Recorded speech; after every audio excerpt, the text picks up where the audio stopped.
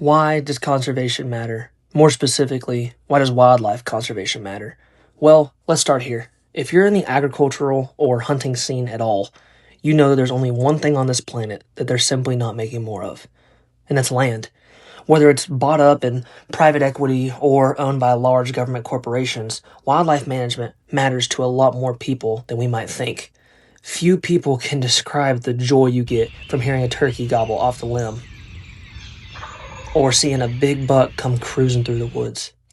I've had the unique experience of being behind a camera to share my thoughts and from what I see about wildlife agriculture conservation. I had the honor of wearing the FFA blue jacket that's taken me all across the country to places like Washington, D.C. It's allowed me to give speeches on stage in front of thousands of people about my experience.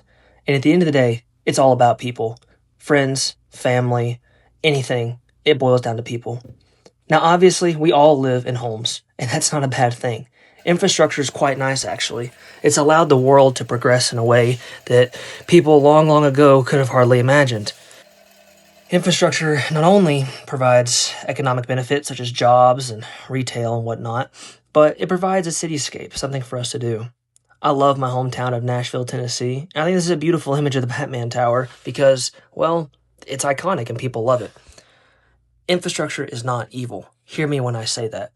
However, there's a battle going on right now for our public lands. If you don't know, there has been many, many different politicians trying to sell off our public lands, and they're not for sale. They are to remain into the hands of the public for a reason. One day, if we're not careful, we're going to look up from our computers and our phones, and we're going to see there's nowhere to go hunt. There's nowhere to catch a fish. There's nowhere to take your dog on a walk because it's all been put into infrastructure.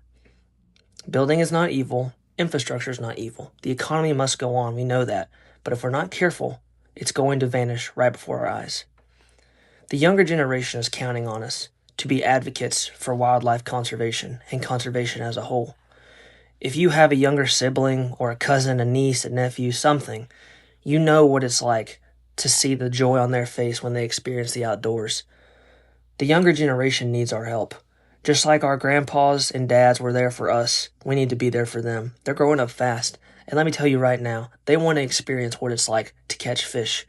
They want to know that feeling of dropping a turkey at 10 steps and just feeling that electric feeling all throughout their body. It's one of the coolest things ever. They want to go on those duck hunts and deer hunts in late December when it's freezing, and they're never going to forget it.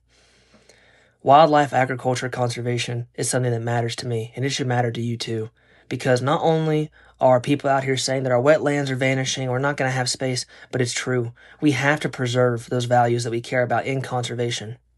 We have to make sure that there are animals around for them to harvest and to respect, because that's one thing people don't think about. It's a perfect balance between harvest and respect. So, my encouragement to you is when you have the opportunity, share your thoughts on conservation. Do exactly what your dad and grandpa did for you. Do that for the younger generation. And lastly, I want to leave you with this. Without conviction, conservation becomes a memory. Don't ever forget that.